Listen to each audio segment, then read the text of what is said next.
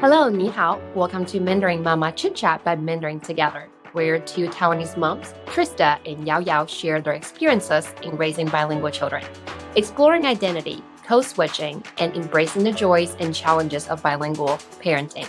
Come along with us on this exciting journey. Hi, friends. Welcome back. I'm so glad you are here. I know your time is so valuable and you're listening to us and trying to learn and grow with us. I really appreciate your time.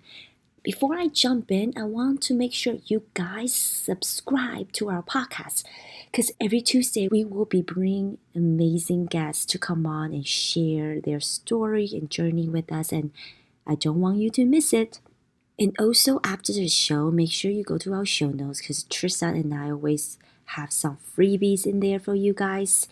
We are also preparing a special course, so follow us on Instagram so you get latest updates. Okay, so today we have Kristin. She is another special mama. She is originally from China, moved to Australia for 20 years. She has 3 kids. During pandemic, she actually went back to get her diploma degree in Montessori. So she taught her kids how to read and write all on her own. So impressive. You can hear her passion. That's something she really wants to pass on to her kid because she knows how to read and write and she feels like it's very important. It's just not speaking Mandarin, but also read and write. She used play method. I love her method. It just makes it so fun. She has so much passion teaching her kids Mandarin. She feels the lack of resources. So she decided to come up with resources herself. She started writing books. So she is also an author.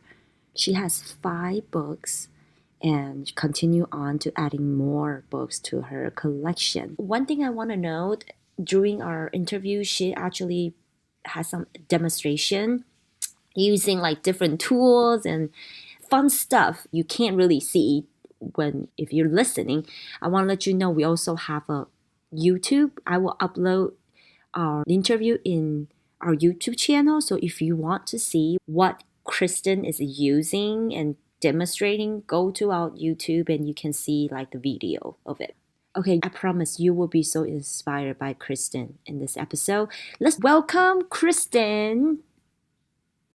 Hey everyone, today we have a special guest joining us. Her name is Kristin. She's a mother of 3 and she's an author herself. She currently resides in Australia.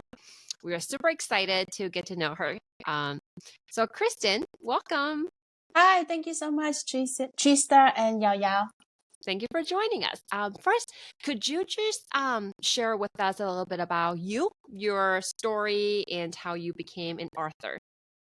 That's a good question. I have 3 young children, so they are 11, 8, and 5 years old. So when I started teaching them Mandarin at home, and I found that we have a lot of resources that we getting from China. However, as I use them for different children, I realized these resources was mainly for children who are grow up in China. They are way advanced. The resources for 3 years old in China, it's not suitable for children who are 3 years old living in Australia because we mostly speaking English. We speaking English at home between me and my husband, and only me trying to teach my children Mandarin. So there are challenges in my household. So I want to find really suitable resources for my children. However, there's not many bilingual books out there in Australia or even just outside Australia. So I think that comes to my attention, and I thought maybe I can try to do something about it. I don't have the background in any of this. I actually don't know how the book publishing works. So then it just inspired me to do something for my children. And I thought I was really crazy, because I'm the only mom that think like that. And I just went ahead trying to publish the first children's book, which through Kickstarter. So I think it's just try and error and through our own life experience. And I started this book publishing journey. Wow, that's inspiring. Like you saw a need and then you needed it and you made it Yeah. happen without any background. That is No, incredible. I don't have background in publishing or even making books. No. How did you even get started? Did you have a background in teaching Mandarin, or yeah, were you an Uh, artist or? no, actually. Generally, I love arts in general, just love them, but I don't have any background.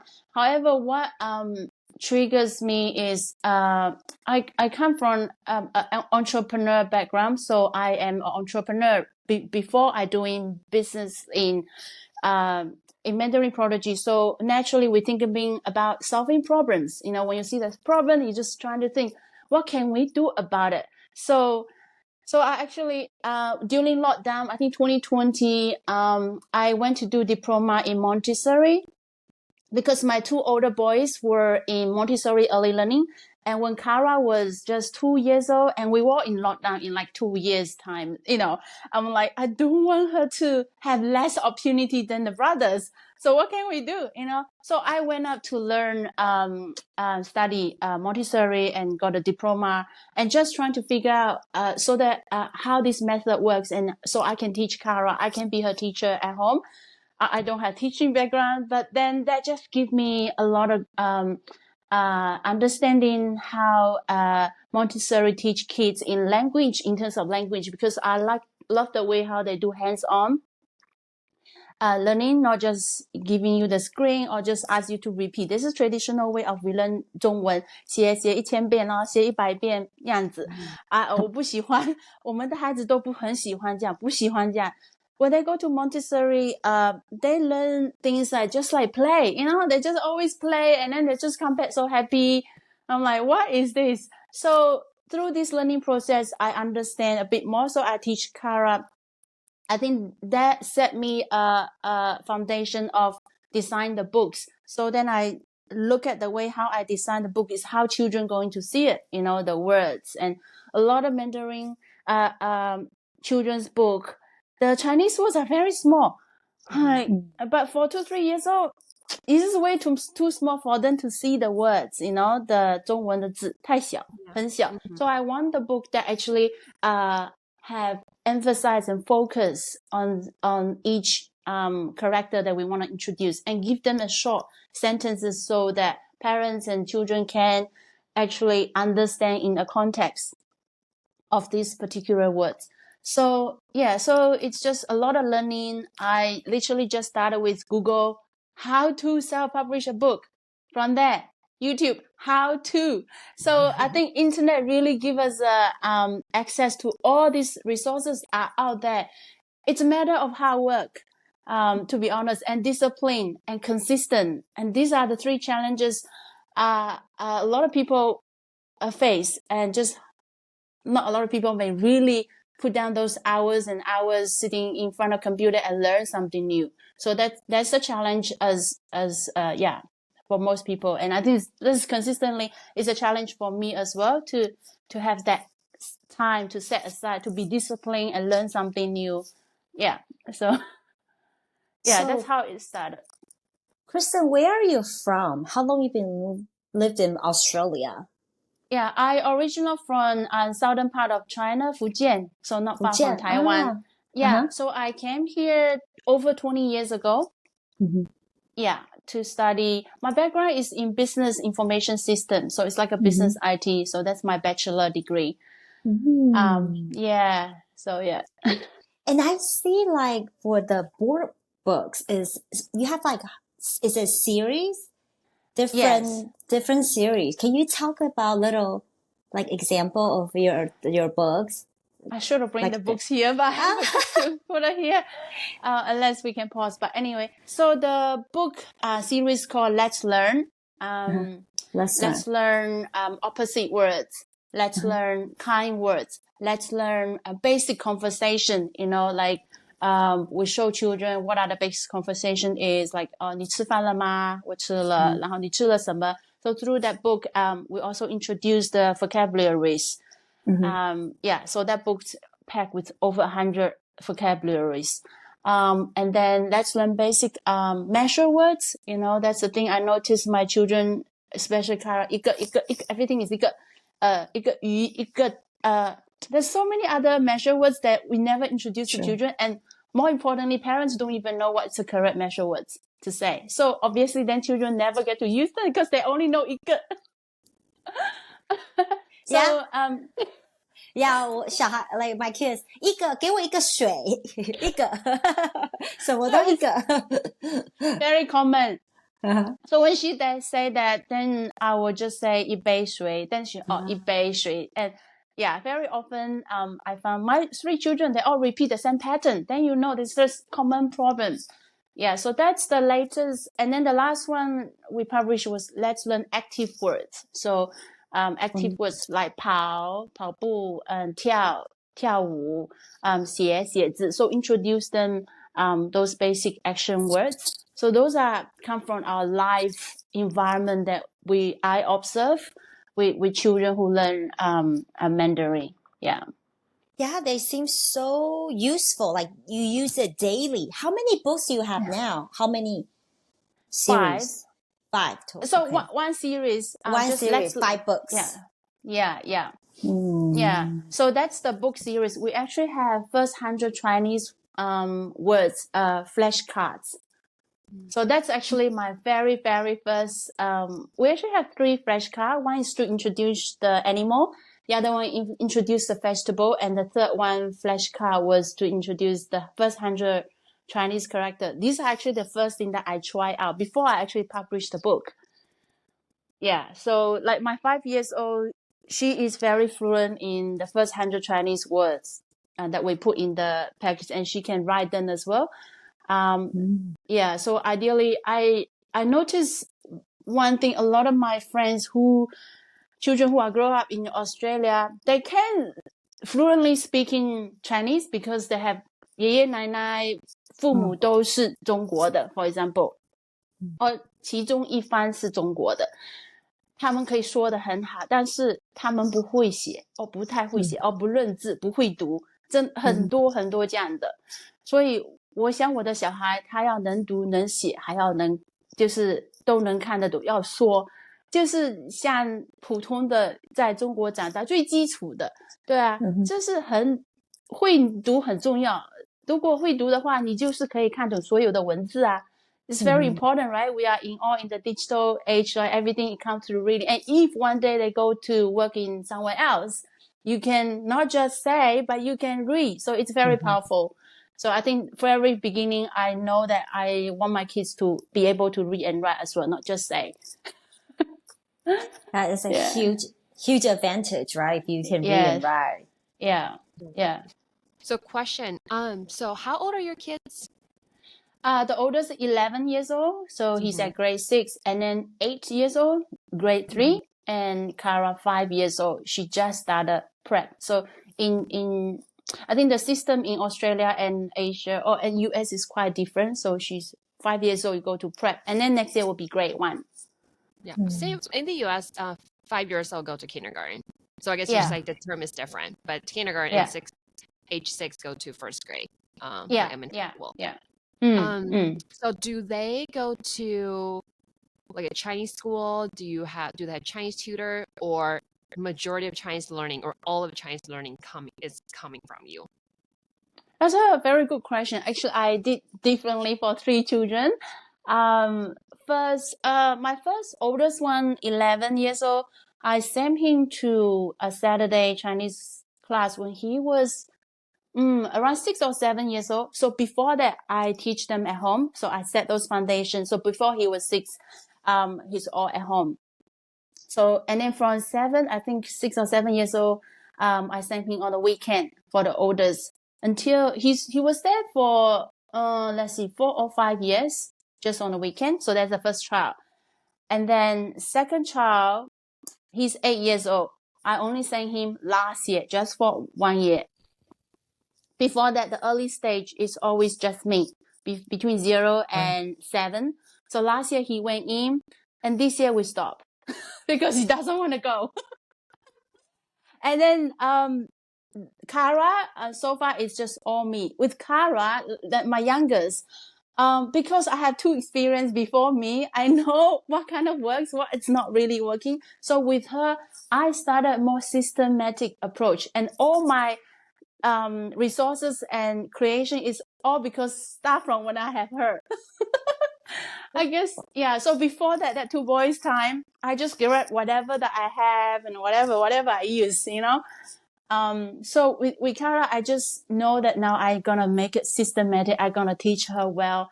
And I think it's the stage of life as well. She's the last child and our family is complete from here. I'm not gonna have any more. So I know, okay, I want to teach her step by step and lead her. So maybe I can teach her all the way, because I know the feedback from my oldest child going to Chinese class just on Saturday, 3 hours, he does not like it. And it's not, he's dragging his feet every Saturday. So it just made me feel sad in a way that kids going to the Saturday school, they actually don't enjoy only because the parents say so. And that will not last long. As soon as they have choice, they will drop out from that, Yeah. So, yeah, so it's a pattern there. So this year, actually, my oldest having basically not going to Chinese school. Like he's going to stop. And then Kara is at home, and I thought there's no point for me to send 1 kid to school. I might just all teach them. So this year, I actually take this challenge to teach all of them at home on Saturday. So, yeah, so I'm just, it's a challenge for me because I never do all 3 at once, and there are different levels. The oldest one can read and write very well, the basic one. But the middle child and just different levels. So I need to be kind of disciplined, also learning how to make the lessons. I have to prepare. It does not happen like I just say, okay, let's just do something that will finish in 10 minutes, To differentiate, right? Into individualize because there are different proficiency. So I have several questions. First, but that's amazing what you're doing. I don't know how you do it, but I think aside from Saturday, you teach your kids, but I think everyday life, you also speak Mandarin to them too, right? So it's like Mandarin element is incorporated already. So what is what's the difference between, everyday conversation versus you are teaching them? That's a very good question. Yeah. Yeah. And the second one is, how do you teach writing? Because I know with Montessori, it's like play by doing, hands on. But I think at some point, writing characters really takes like repetition for sure, right? A lot of practice. So they can recite and memorize. So how do you make such a tedious thing, right, into something that's interesting, especially for such a young kid? Like their attention span is so short. So we'd love to hear what you have to share. Yeah. Before you answer, Krista, I just want to say I'm so impressed because I have two kids only, but 11 and 8, same age as your older one. But and the second, I can't. It's so hard, and it's hard. And I can resonate what you say earlier. Chinese school, they drag their feet. I hired a tutor actually to our house, but they don't enjoy it. It makes me sad to see. But how like you persist and teach them, especially reading and writing. I'm so impressed. I can't wait to hear how you do it. How you teach them read and write. It's hard. Yeah, actually, I need to show you the tools that I use for them to do. It looks like you have a lot of tools and like magic box in there. So you don't need a tool, good amount, like a suitable tool for children to learn. So let's just talk about how we introduce writing, since like people are interested. So with writing, Chinese have a lot of stroke. So what we usually start is those basic Chinese stroke, if you know, like these strokes. So this are actually kind of like Montessori way of learning. So for example, if I would get, let me just get a simple stroke. So for example, this is an example like, before we introduce Chinese character, because we got to understand children, every Chinese character come from the stroke. So it's like something like this is help them to see and feel the character. So one go. So like I will tell them tell Kara this is suwango, and she can actually 2-year-old can start with this.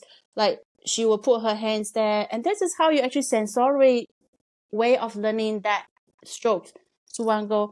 If the kids are a bit younger, it will come with like this wooden stuff that you do that suwango, and that repeats with different stroke. So she will probably start with this and learn this for a few times at least, or we put this on the table and just put on the shelf when she's ready to play and learn this. So that's saying that parents need to be with your children. Like I can't just leave her there and expecting her to do that for half an hour. That's not going to happen. So that's the effort that I think parents need to put in. So in terms of introducing writing, that would be the first steps to help them to understand all each stroke. Once she understands that, I will then start with the first 100 Chinese characters. And I actually designed this. The reason I designed this because I don't see many resources out there tell me the words and each correct stroke. She need to follow that correct, because we don't just scribble and make the word like that, right? You need to follow like Pierre, and then 横折钩, and then write the words. So the way how it works is, and this set comes with the wooden stick, and you put it there. And to make it fun, she will use this sandbox. So this is a Montessori way of doing. This is a sandbox. So she will sit there and then looking at that, and while she will draw this. So the way how it normally works, I don't know if you can see. Yes, it's fascinating. So she will write that Pierre and Hen Su, something like that. And then she will do clean up, and then she'll write again. So for each word, I'll let her write like 3 times maybe to start with. We don't start like 10 times, So each time I'll give her maybe about 5 new words, and she just write 3 times each time. It doesn't have to start very long, but like this is fun. Like kids looking at the sand, and then, if they are young, you just start with the hand, not the stick, because it's safety issue. If kids are too young, you'll be concerned about where this, the stick gonna go. So so that's how she actually started, just looking at this, and then start writing bit by bit, because this set of 100 actually started very basic, like just like new, or like 1 2 3 huo, the basic words.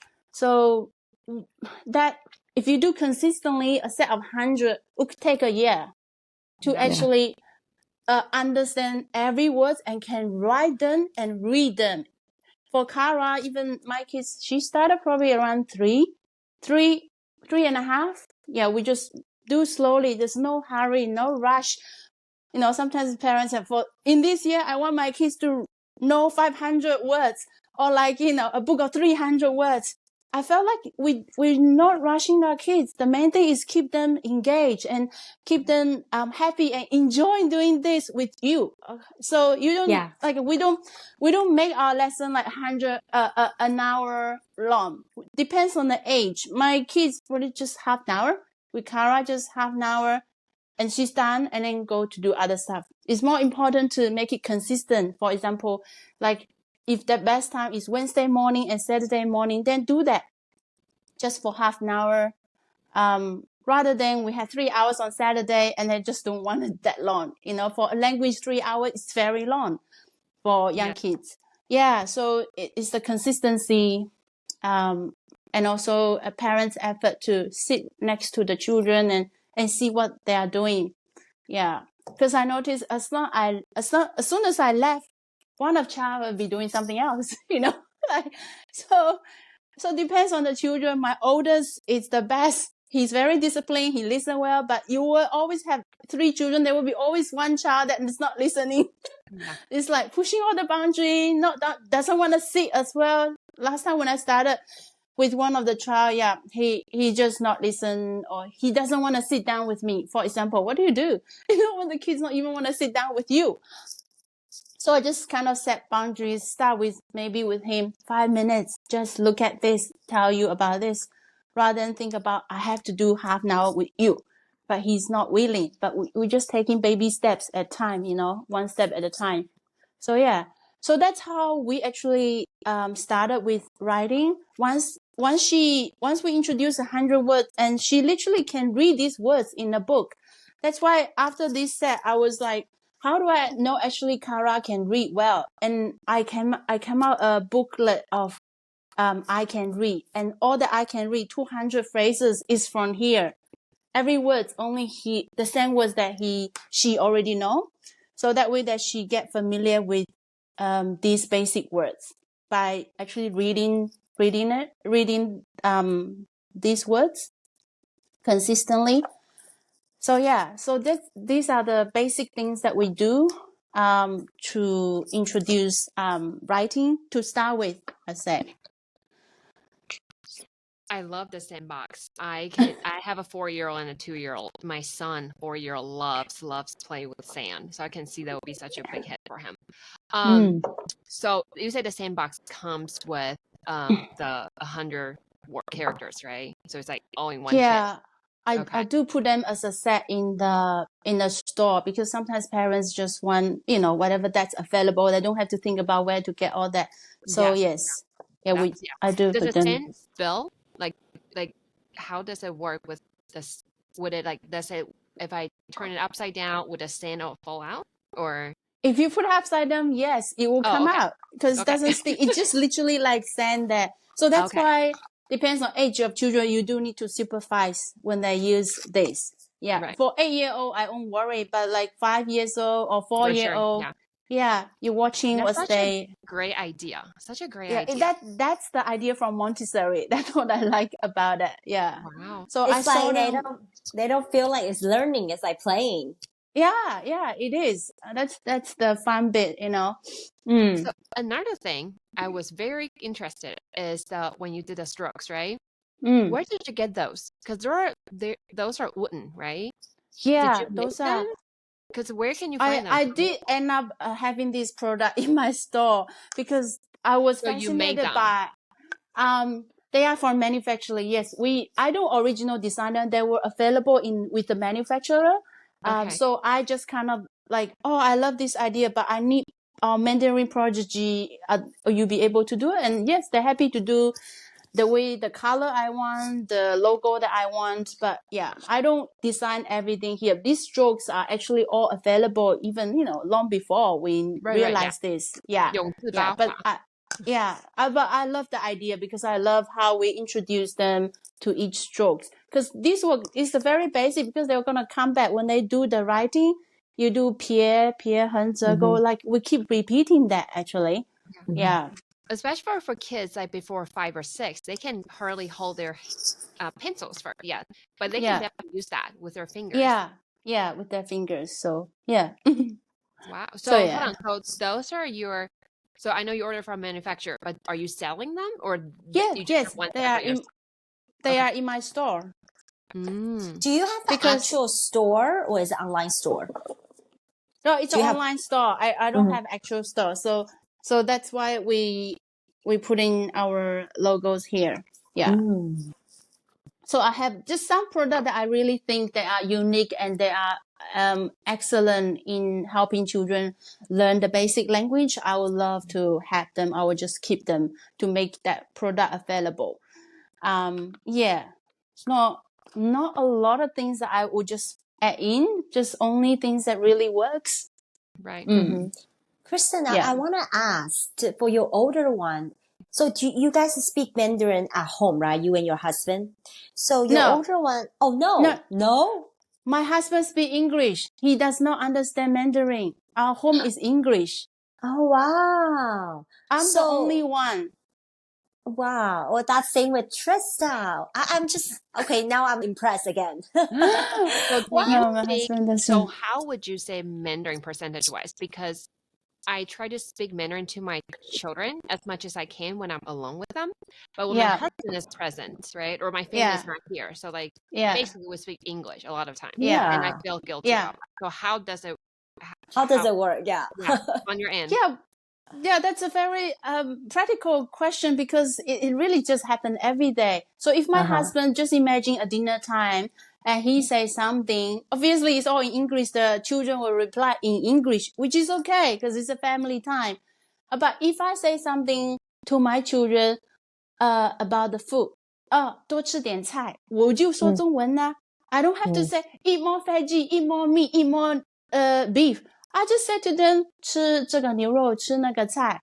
So my husband do not need to understand this conversation about the veggie. He wouldn't mind because we've been married over 10 years. He understands what I'm trying to do. So in that same, we're talking about a dinner table concept, right?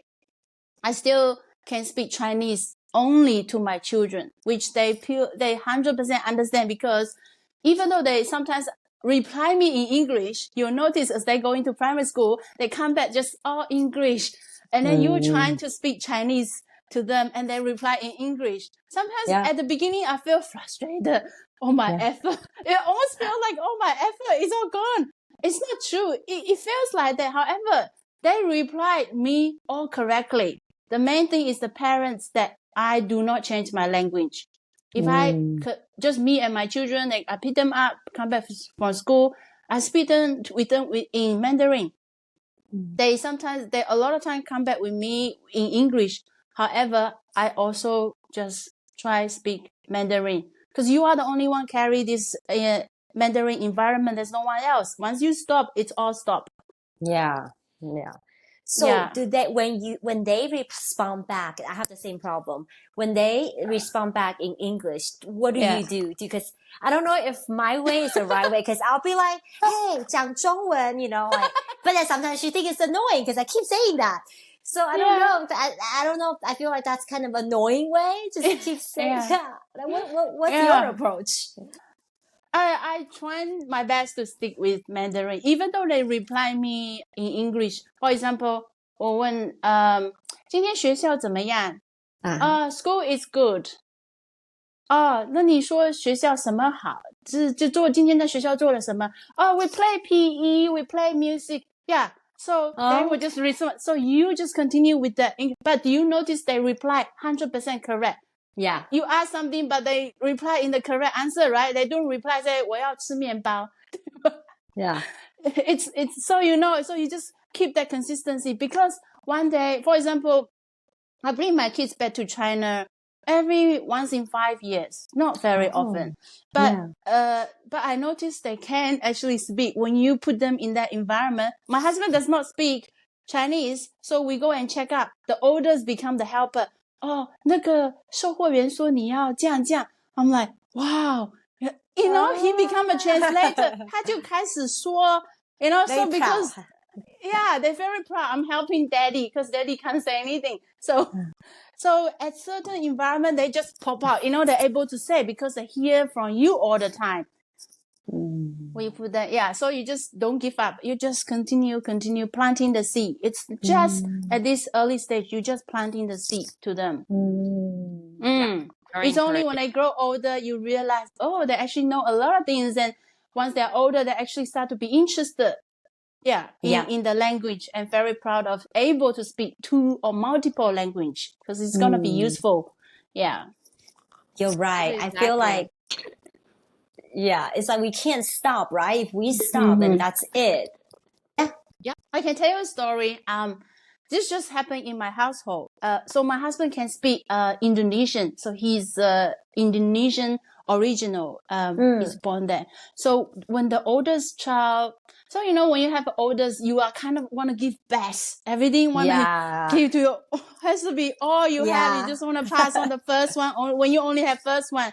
So when he was born, my husband want to teach him Indonesian as well. So from the time he's born up to 3 years old, my first child can speak Indonesian very well. With my husband only, obviously, only him. So 3-year-old, we sent him to Jet to early learning. And because then our home, but up to that time, Jet can only speak Chinese and Indonesian and very little English because then, like we both speaking our second language, another language to him. So he felt like, oh, Jet looks like a bit shy and not confident because his English not as good as the other kids, when he at 3 years old. So my husband thought, maybe I need to switch to English so that he will pick up English quickly. And he did. He tried so hard for last 3 years, come home speaking Indonesian with him every day, just in 3 months. So he stopped straight away. And in 3 months, Jet's Indonesian is gone, gone in 3 months. So 3 years versus 3 months. It's gone. Now he can't understand anything Indonesian. Yeah. So that's how quickly it is. It's parents play a very important role in establish the language environment, at home. Yeah. And yeah. I've heard that example too of mutual friend of mine. They both can speak English fluently and they both can speak Mandarin fluently. They have 2 boys, but it's like what we talked about before. When they go to elementary, they start speaking more and more English. Yeah. And that's all they say, right?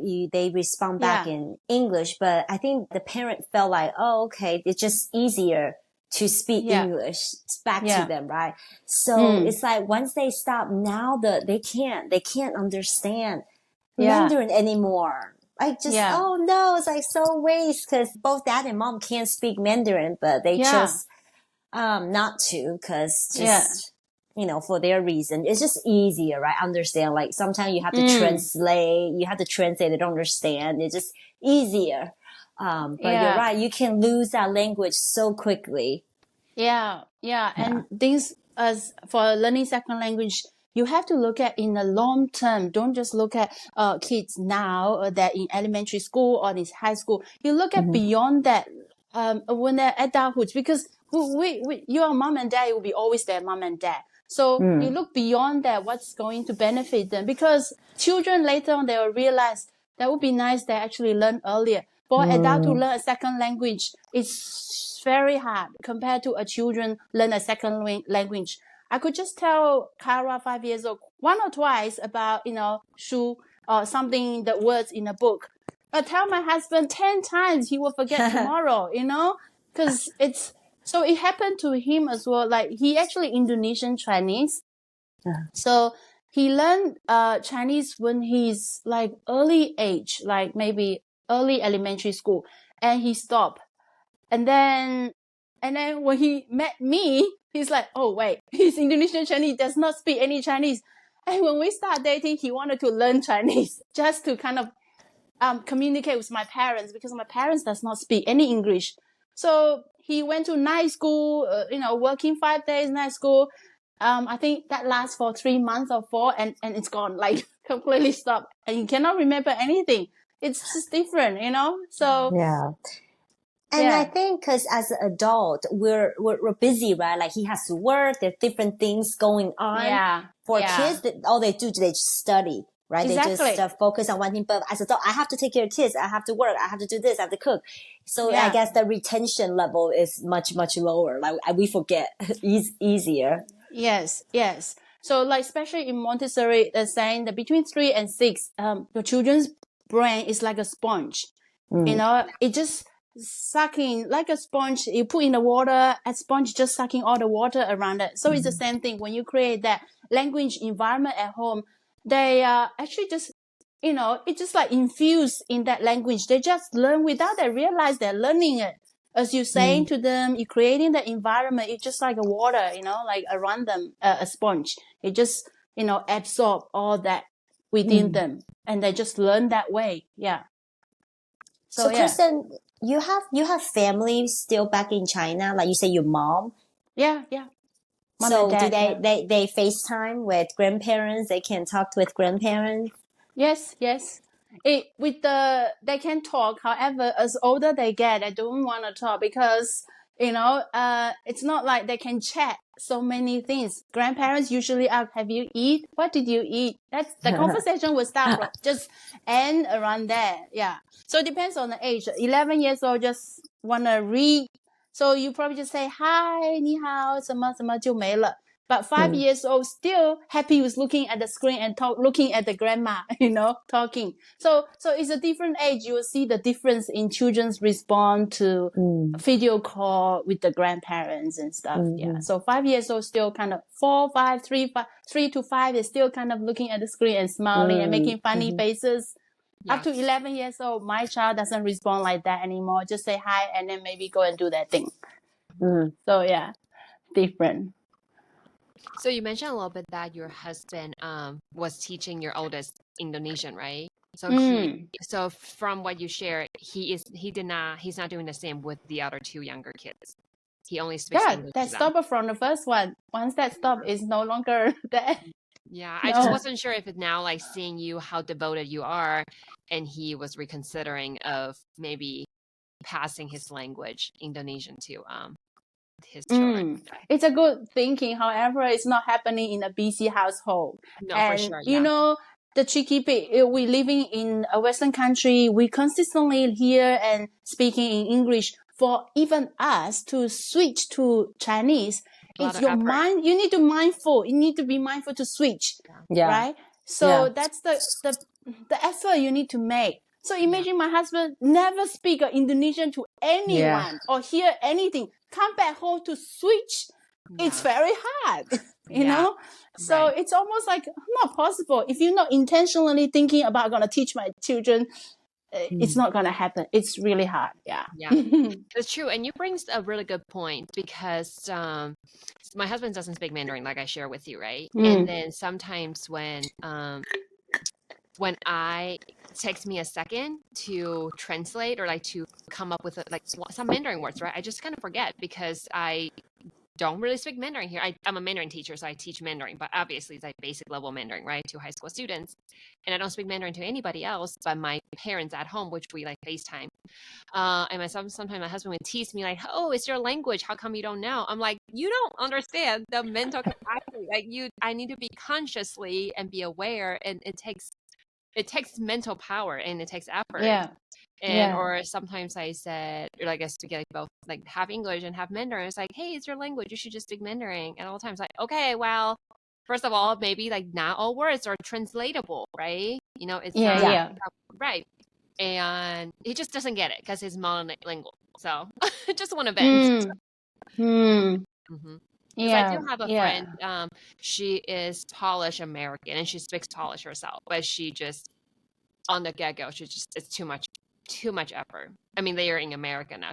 I'm just gonna speak English to my children. It just that's the same with my friend. They just kind of give up. It's just too much. It's just which is too much, fine, right? I'm not judging for here, some, but I just want to say, for the acknowledging parents who are consciously making the effort to try to teach their kids the language that's not a mainstream language in that country society.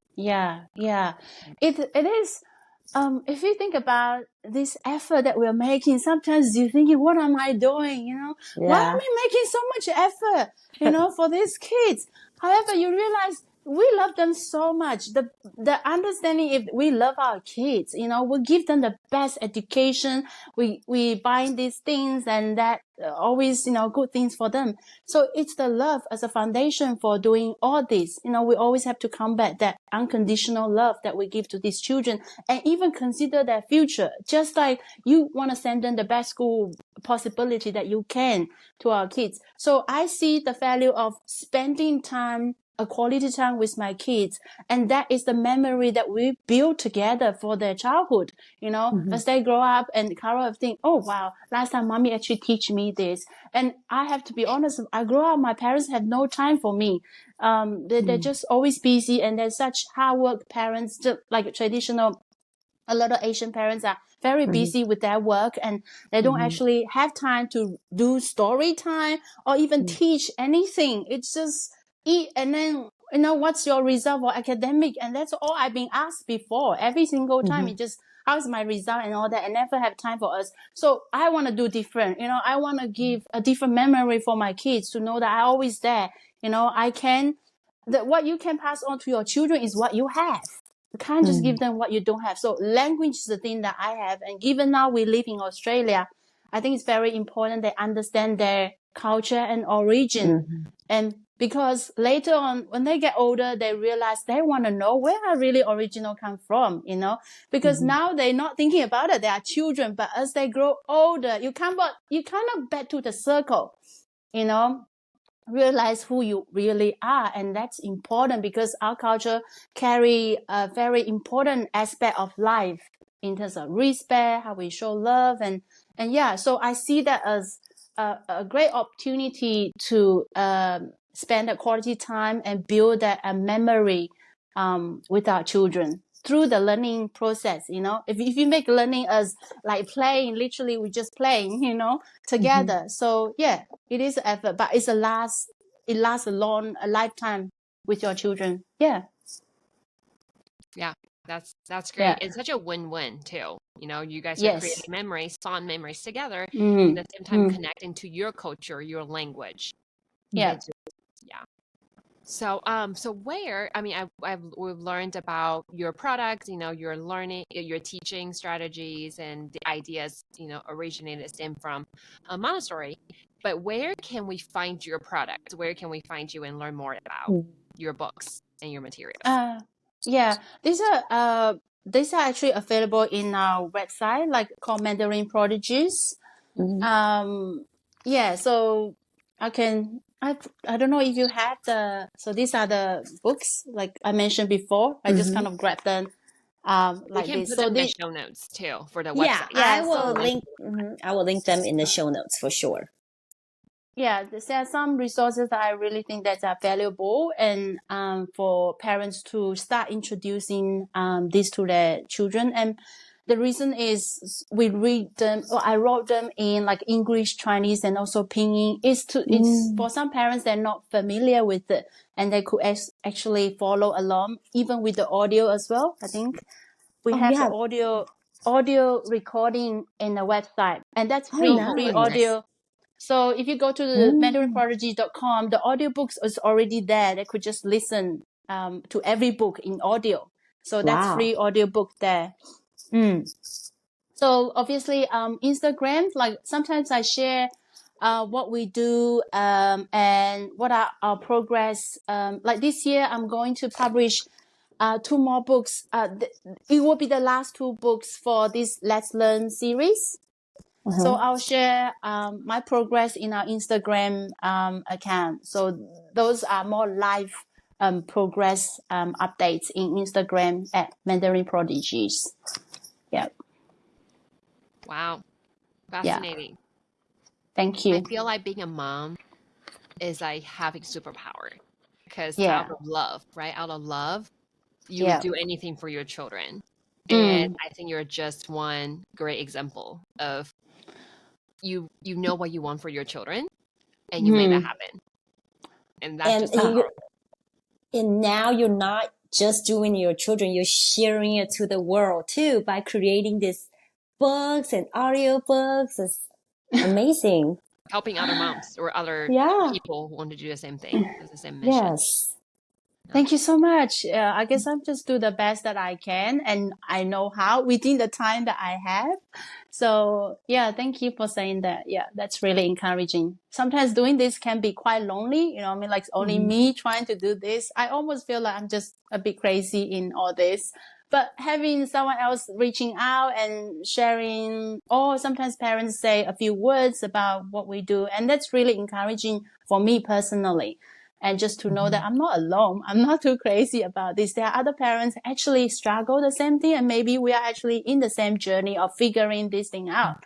Yeah. So thank you so much for your time. No, thank you. Yeah. Thank you for joining us. Thank you. And yeah, we there's so many of us out there, and that's why we need a community like this to kind of support and cheer each other's on. Yeah, definitely. Yeah.